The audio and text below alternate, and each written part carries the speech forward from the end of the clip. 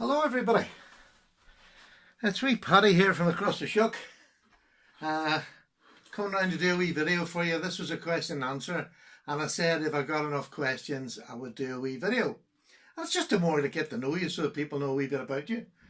And I got enough questions that I can do a small video, and if there's any more interest after this, put your questions down below and we can make a decision whether you want to see another or not. I have no idea. It's something that just came into my head. I don't have that many subscribers to do this sort of thing, but I thought, well, people don't get to know you until you tell them. So we'll go through some of the questions that I've had. One of the first questions was from Stefan, my friend, on the Little Older channel, and Stefan asked, he wanted to know a bit about my military history. And my military history, I joined the Royal Navy when I was 18. I was disillusioned with Northern Ireland at the time. I was going through the Troubles. The Troubles in Northern Ireland, to cut it very short, is between Protestant and Catholics. I'm not even going to say what I am because it doesn't matter to me. We're all just people, and that's me. And that's the way even back then. I had a very strict father. And although I had to join in with a lot of things that were going on because you had to at school and that, once I left and went to work, I went to work. I started an apprenticeship, so I didn't have time to fool about with the rest of the boys who were doing the wrong stuff in Northern Ireland. So by 18, I'd had enough of not being allowed to go to such and such a place, and you're only allowed to go here. So I thought, right, that's it, I'm off. And it was a £5 bet in a bar one night. I was quite a heavy drinker, and I had drank from I was a very young 10, 11-year-old. I started drinking, which is quite young to start drinking, and very bad age to start drinking. But by 18, I was quite a heavy drinker, and I joined the Navy anyway. They told me to go away for a while and get a hobby, and I took up judo, and they wanted to see me improve my fitness and do something athletic rather than what I'd said. I mean, I just went and said, oh, I like playing pool in the pub. So they told me to go away, and about 7 or 8 months later I came back, and anyway, they let me go into the Navy, and I joined up as an ordnance electrical mechanic, which was you worked on the big gun at the front of the ship and the domestic electricity, whether that be diesel generators down the engine room or just domestic lighting around the ship. So I enjoyed that because that's what I'd done 2 years of apprenticeship, electrical apprenticeship here before I joined the Navy. Excuse me. Really thirsty. So I joined as an ordnance electrical mechanic.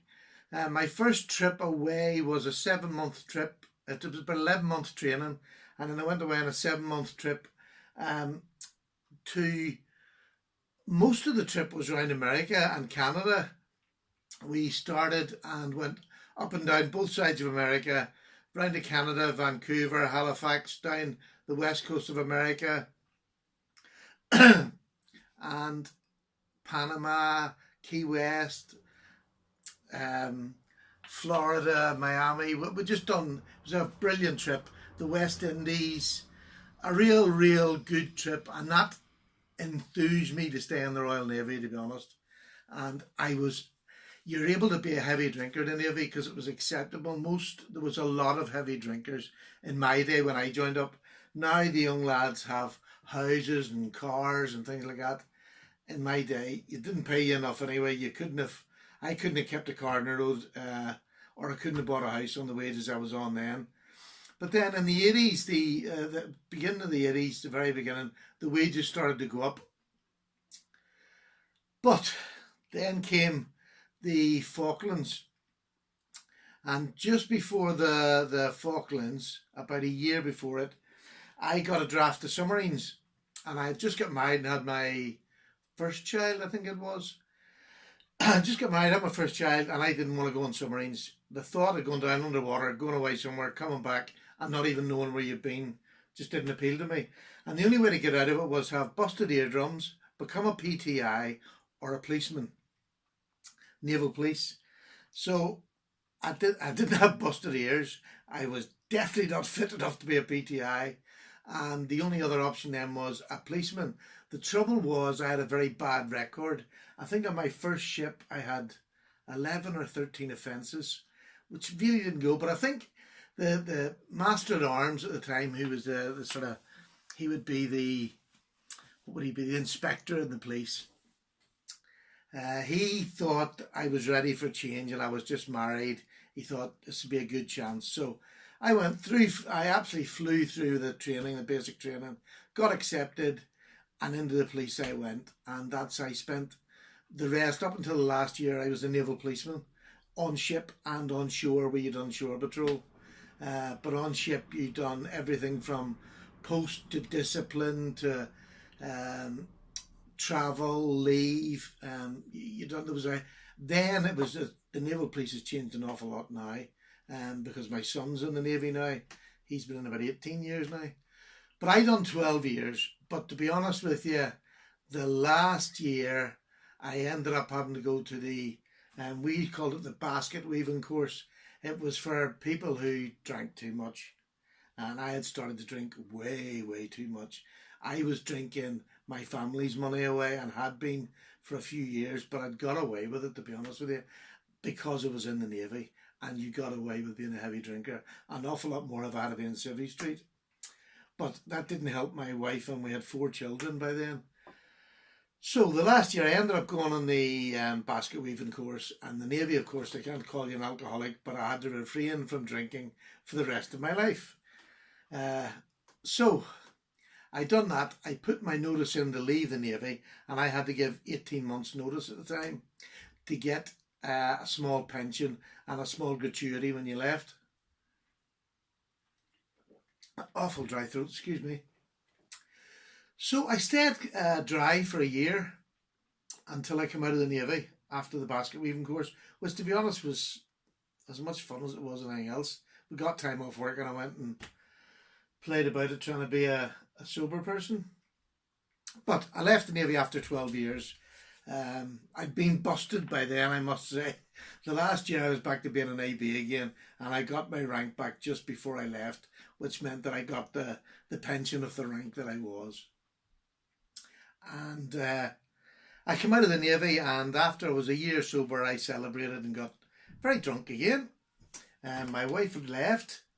I got completely drunk, and I ended up back in Ireland through a drunken phone call to my father. Came over here, went into a dry and out facility over here. My father got me in. A lot of this is blurred because this all happened within a few weeks, and I don't want to go into it. It's just going to bore you to tears. But needless to say, I enjoyed my naval career. I enjoyed the travel. I enjoyed the camaraderie. I played rugby a lot, but at the end, it was just ruined by heavy drinking and ill health. So I was nearly glad to get out at the end of it. We'd gone through the Falklands and we'd come out, and the Navy had changed an awful lot. The same as all the navies around the world. It was the first time there'd been a proper war using ships for a long time. And I think the British Navy, we found out so many things that was wrong with the Navy that we had to change, and the other navies had to follow suit. And the way ships were built, the escape facilities, the materials they used, the materials in uniform. Our uniforms were melting on us in a fire, which is crazy when you think about it. The handrails going down into the messes melted in the heat of the fire. So, I mean, there was things that the Navy just, it was never the same again. It wasn't the old boys, let's go travel around the world and get drunk somewhere, because that was the Navy I joined into.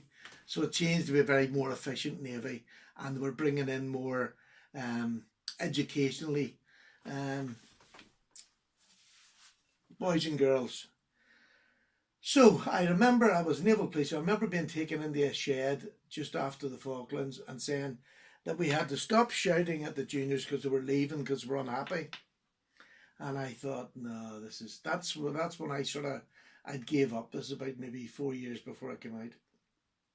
I sort of gave up then, and that's when my drinking started heavily. But anyway, I came out.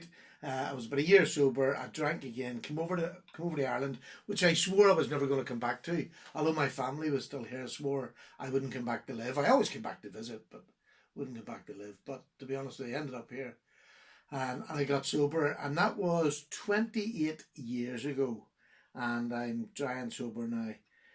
I've cut a wee bit short. I had 3 times in drying out places, then I got sober, and I'm 28 years sober now, which is a wonderful achievement if that's the way you want to look at it. To me, it's a disgrace because I put my family through hell while I was in the services, and after I came out of the services, even getting sober, your children seeing this shivering wreck,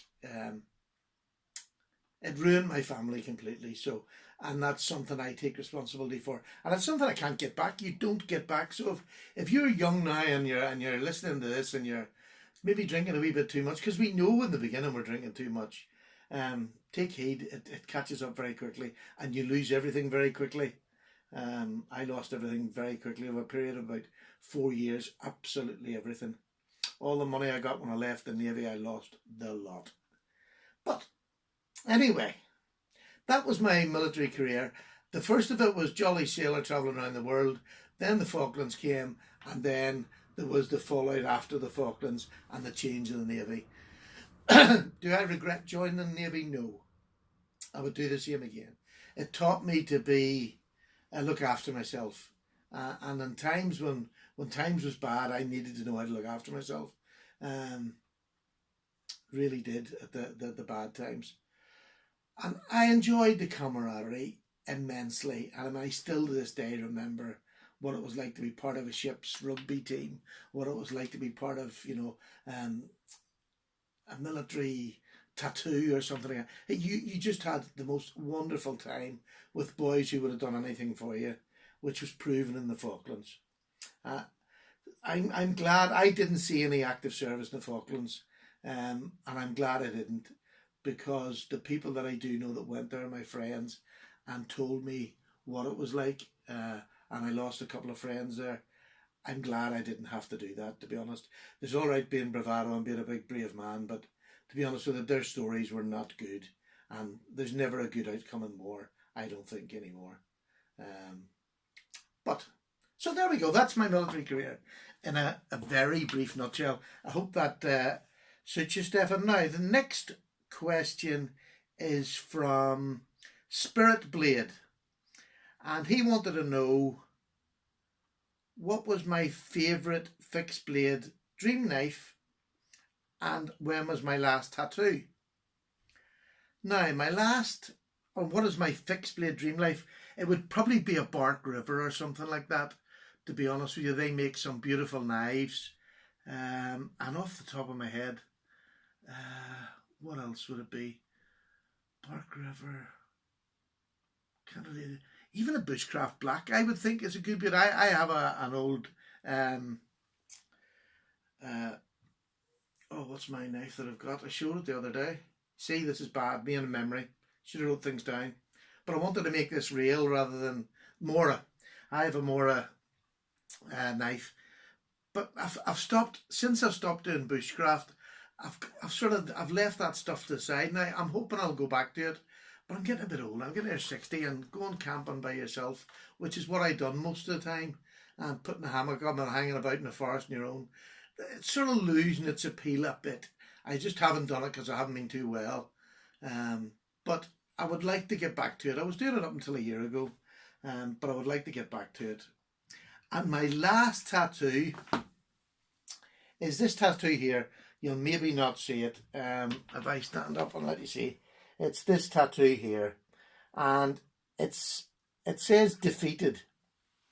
And if you can see, there's a wee cross above the T. And I got confirmed about 3 years ago in the church, and one night in a dream I was told you can't get confirmed with a devil on your arm and nothing underneath to explain. I got that when I was drunk. All my tattoos I got when I was drunk. I got Made in Belfast tattoos across me. I've got all drunk. But I got this done before I got confirmed, and it became the story of Northern Ireland. Our bishop went around the whole of Northern Ireland saying what somebody had done. So it became, this wee tattoo became quite famous. So that was my last tattoo. Dream knife. Bark River, I'm going to say would be my, yeah, it would be a Bark River Bushcraft knife would be, that would be really nice. And last tattoo. The next one on here is Nasty Renegade, and he is asking, what is my grill knife or gear?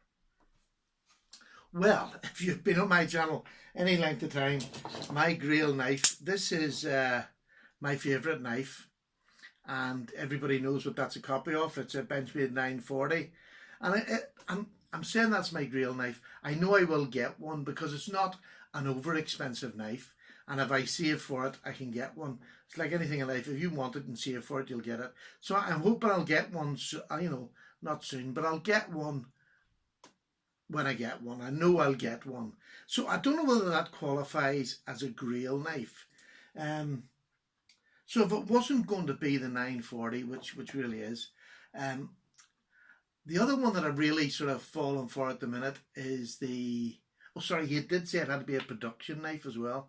The other one I like is the ZT450. I love that wee knife. Really, really nice knife.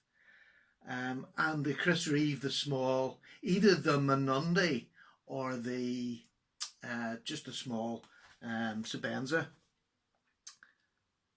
Is that it? Yeah, that's it. I don't have any great desire anyway for, I don't have a desire for an £800 custom knife. Like of them three knives that I've said there, boy, if I could collect them, that I would be quite happy with that expense. Not that the money's there. They're just three knives that, from I've been around, they were the three that I heard talked about most. Apart from Spyderco's, but you know, I've got a couple of Spyderco's. No real desire for the expensive Spyderco's. My expensive is around 2 to 350. That's what I call really expensive. So my semi-grill knife is a 940, which I want the is it the 942, which is the normal scales, the G10 scales. That's what I would like, the G10 scale one, which is the cheapest one, which is under £200 or under $200. I think it is over there. Yeah, that would be it. And piece of gear. Piece of gear. I probably, if the truth be known, I would really love a set of Japanese waterstones. I'm not really ready for them yet, but it was just, he was asking about gear. Probably a lovely set of Japanese waterstones. That would be nice to have, and to improve that side of my sharpening. I really would like that. I don't really want a KME or something like that, because I don't want to do it, you know, as a profession. I don't want, and to me they're nearly professional. I want to do it by hand, as a hobby by hand. Yeah. And the next question is, oh, here, I'm going to have to go back to it. The next question was, if you could only have one Ganzo, which Ganzo would you have? And I am sorry to be such a bore. I've got the one that I wanted. This was the Ganzo I wanted. From the word go, there was no other, and I've actually three of them. I've two more with black candles that I was given as a gift.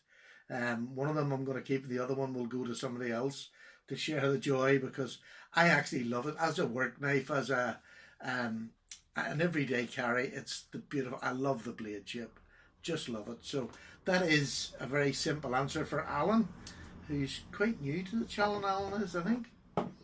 Now, the next one is L Mardux, ELMARDX 15.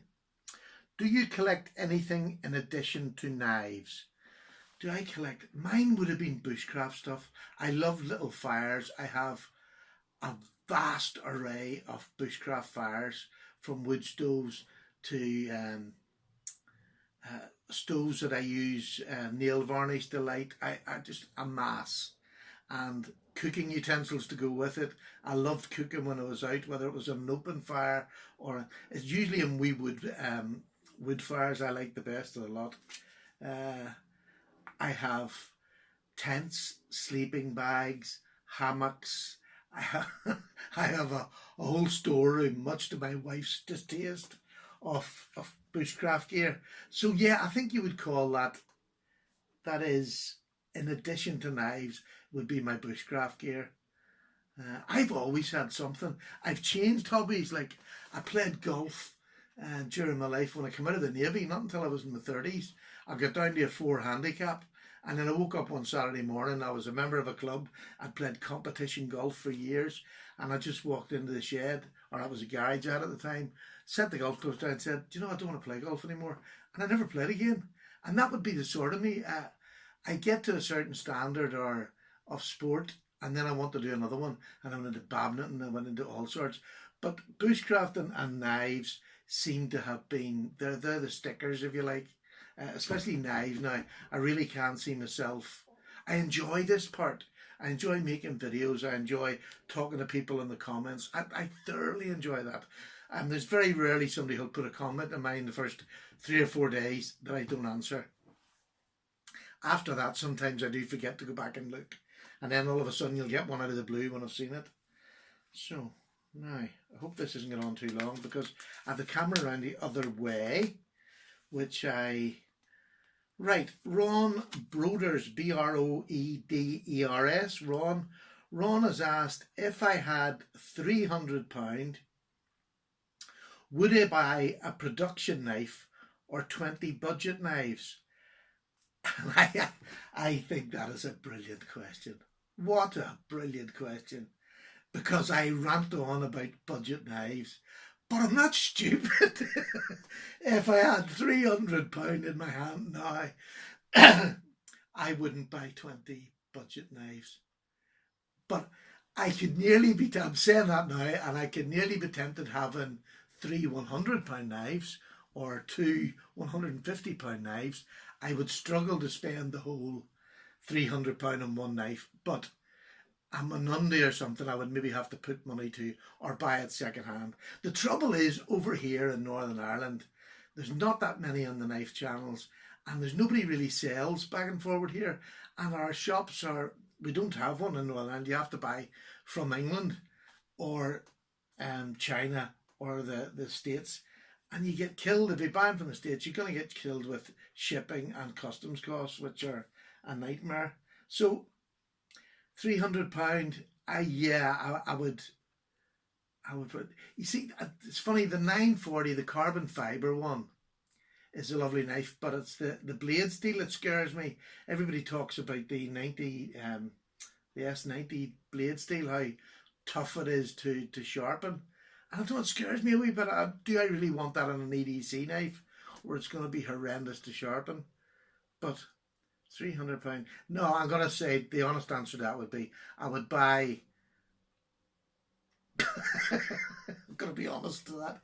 The honest answer, I'd probably buy 2 knives. I'd probably buy something like the new bug out, and I would probably buy the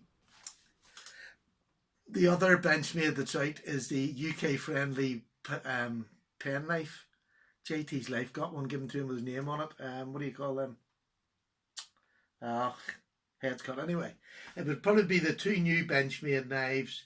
One on the micarta handle, it looks lovely, green micarta, and the bug out. I love the blue and the bug out. I would probably buy them too with the £300. So there we go. That was a good question. I like that now. I couldn't decide. Pretty bad. So the last question I'm going to go with tonight, and keep this a bit short, because I've 2 grandchildren are dying to get in here and get on video. So I'd promised them that I would at the end of this video put them in. So I've just had my 22nd grandchild born 2 days ago. So I have a huge family now. It's a second family, and when I say 22, I've 5 and my wife is the rest. She had 6 children, I have 4 children. I've only got 3 now. I lost one, and I'm just gonna, this isn't a poor me. I lost my son 5 years ago to suicide. He was 26, and that's why I'm on the sick at the minute. I suffer from depression a bit, and that's why I'm on the sick. But I'm not gonna go there. That was just lets you know a little bit more about Stephen. Talking about it, I'm not great. The last question is from Lefiz, Lefizz or Z, 55. And it was, what was your first pen knife and what age were you when you got it? And I had pen knives back in the day then.